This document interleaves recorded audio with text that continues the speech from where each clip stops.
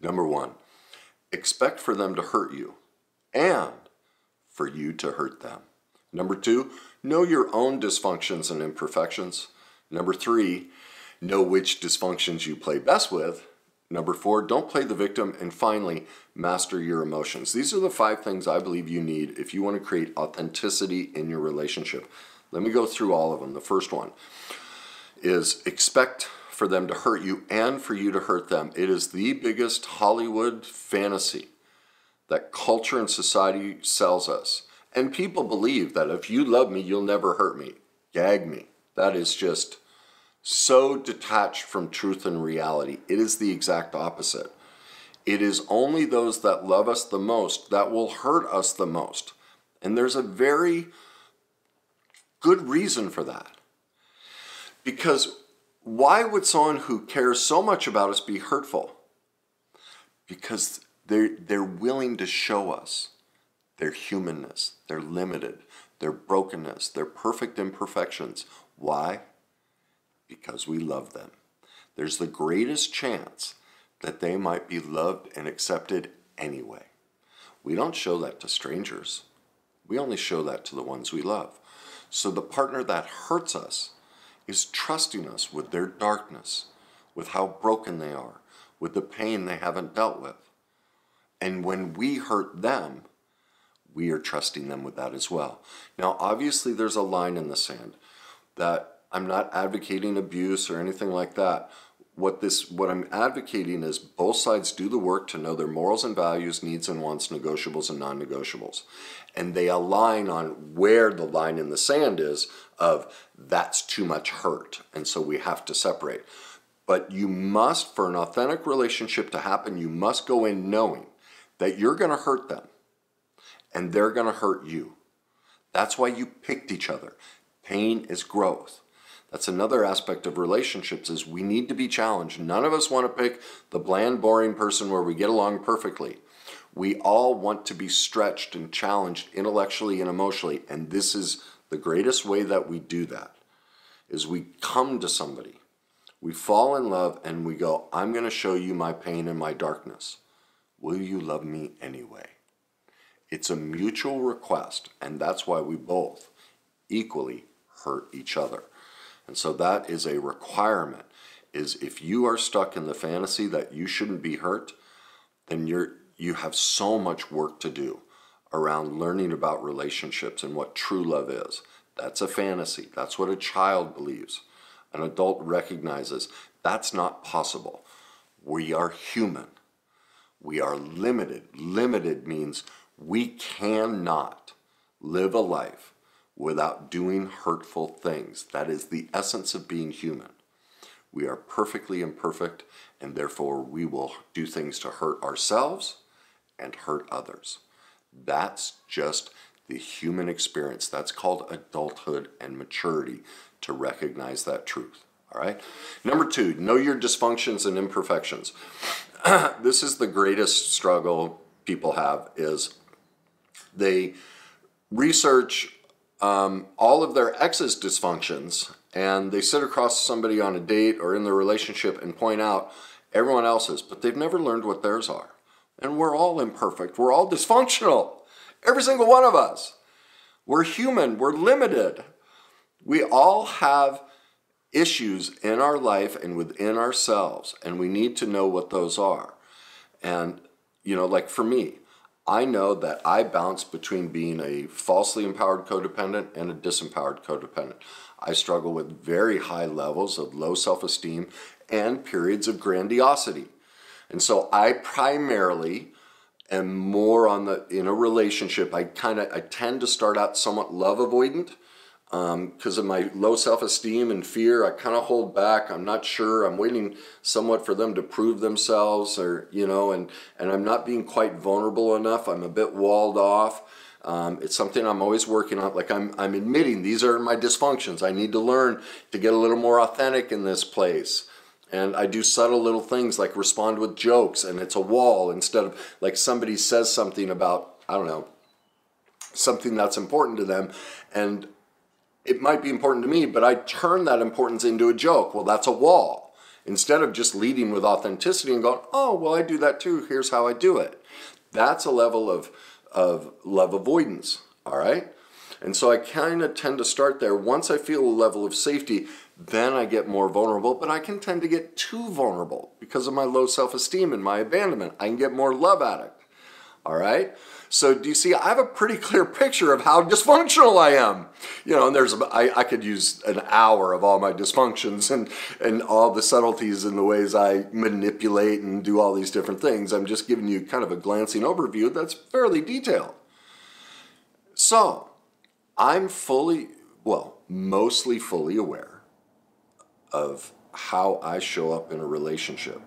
But I'm also, on a weekly basis, my old counselor, we're now best friends and we mentor each other. Like, I'm constantly asking him to hold me accountable, show me more parts of myself, because I know none of us can ever see ourselves authentically. It's just not possible. We're too close to ourselves, and the way self-deception works, we make up stories of who we think we are. And we're missing ourselves. So I'm constantly holding myself accountable with a trusted accountability partner. Actually, I have two. And so I'm always going, hey, what do you see here? What am I missing? All right, so that I can be as aware of my dysfunctions and perfect imperfections as possible. Because I know if relationships aren't working, it's about me. I picked this person. It's not the other way around. I allowed this behavior. I sought this behavior out. And so that's a sign I need to look at a part of myself. Now, once you know that about yourself, then you know which dysfunctions you play best with. Number 3. And this is pretty clear for me. The high love avoidant, which I don't mean to be disparaging, but with the change in society, most women are severely love avoidant. They're really detached emotionally. They've really become what men used to be. They can't connect and be intimate and vulnerable. They think they can, but they're well, I don't want to, that just sounds like I'm beating up on women. That's not my intent. But I can't sustain highly love avoidant women. And it's very simple why. My mother would be sober 4 to 6 weeks and then be in a walking coma for 7 to 10 days. I was abandoned repeatedly, over and over and over and over. And so now most women ghost easy. They can be in a conversation, they leave it, like they can just leave like that, you know. It's very easy because they're busy chasing, you know, their own, they have all this independence. They've lost, you know, there are very few women that truly want to connect and be more intimately involved. They just go off and do their own thing. And so they constantly, that abandonment over and over. I mean, I've come a long way, but I was just conditioned for years. And so I play best with someone who's more love addict. They're a little bit more smothering, clingy, needy. That's safer for me. Now, you can hear all the dysfunction in that. Well, as I say, we're all dysfunctional. Like, normal and healthy is dysfunctional. Like, there isn't normal or healthy on the planet. Everyone has a level of dysfunction. It's a continuum. They bounce more love addict, love avoidant, disempowered codependent, falsely empowered codependent. It's a spectrum. And we all move along that spectrum. And some are more polar and some are more in the middle. All right? And so because I have a pretty good idea of how I move on that spectrum, I also know what I need to find on the other spectrum, you know, when it comes to women. And so because I've become so specialized and expert in this, I can just hear a woman at a gas station make a comment about something, and I know, love addict, love avoidant, disempowered, like, if you learn this stuff, it's that easy. And so she can be beautiful or whatever. I'm like, nope, I already know that I can't play with that one. That's our responsibility in a relationship, is to go become an expert in these dynamics. If you haven't done that, you can't bring authenticity because you're not authentic within yourself, because you don't know yourself well enough. And therefore, you can't accept somebody else's authenticity who's done the work. The disparity is too far. And so that's what it requires, is to become an expert in our perfect imperfections that we learned in childhood. That is the pain we haven't addressed, or the pain we have addressed, but like me, I still struggle. That's the life experience. I'm human, I'm limited, I'm imperfect, I will never conquer all of my dysfunctions, nor do I want to. That's the journey of life. And it's learning to accept and love yourself as with complete value, even though I'm so dysfunctional. It's okay that I'm dysfunctional, but I know what they are, mostly, fairly well, and therefore I know which dysfunctions I play best with, and therefore I look for that subset. If you don't know that, that's why you don't have authenticity in your relationships, all right? Number 4, don't play the victim.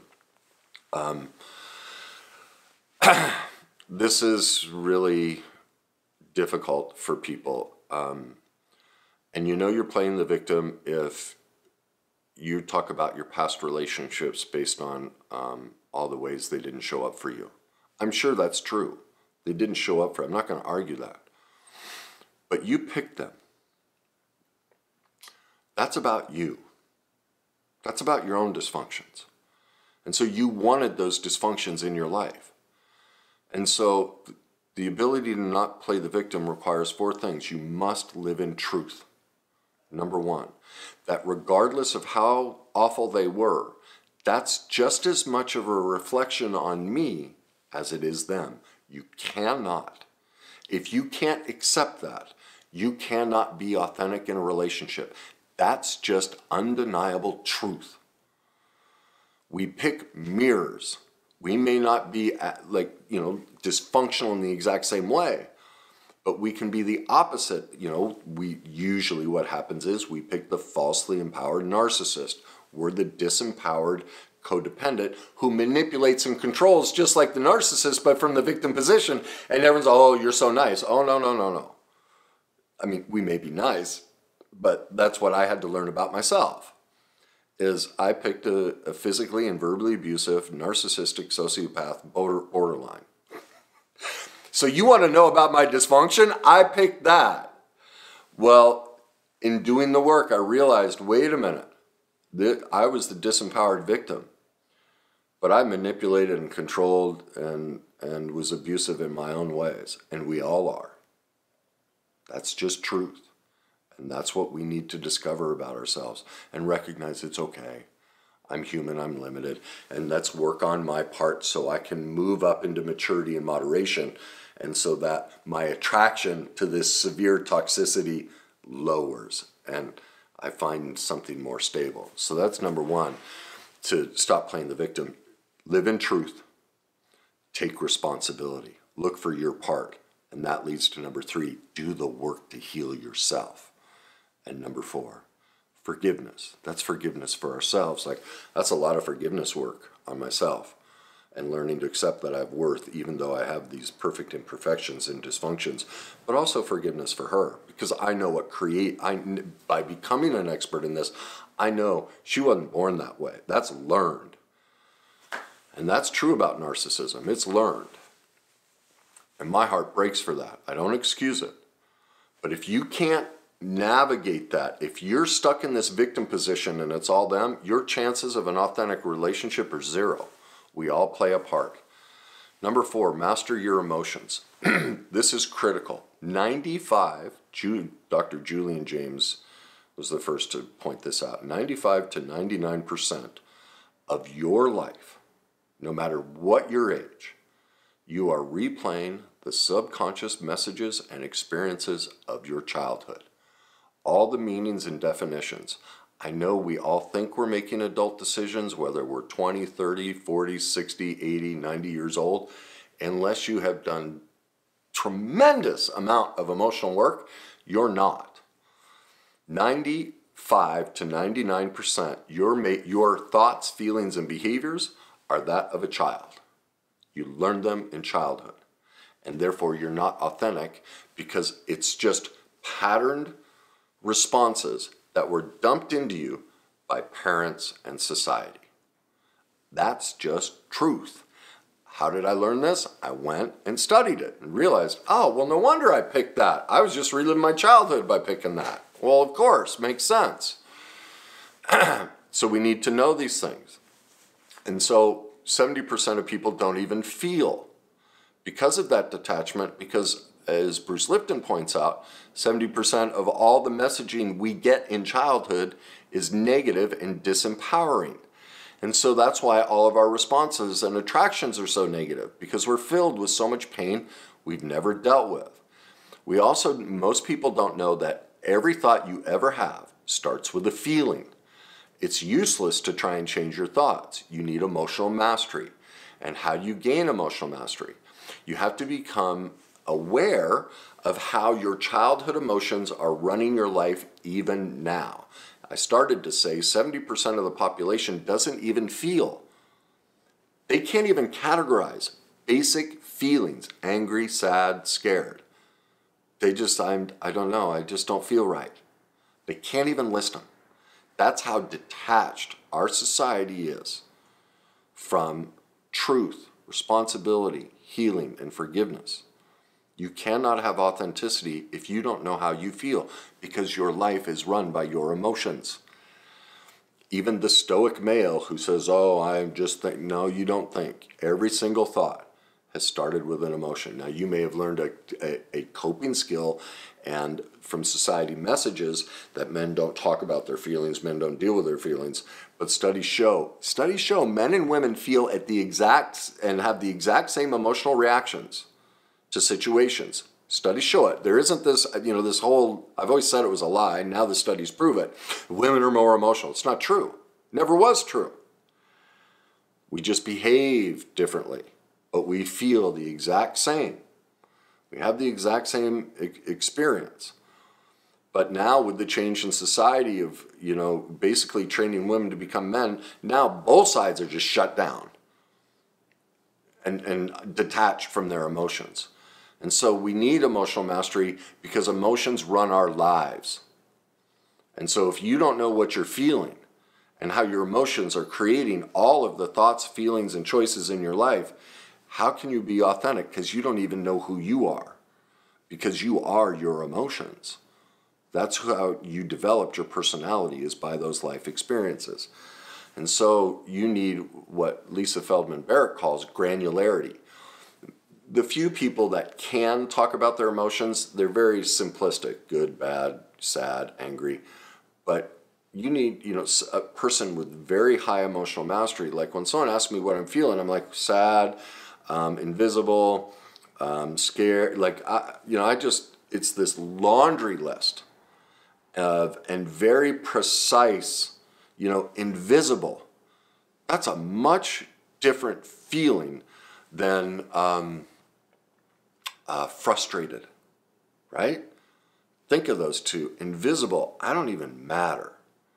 I'm immaterial. That's another emotion, concept, all right?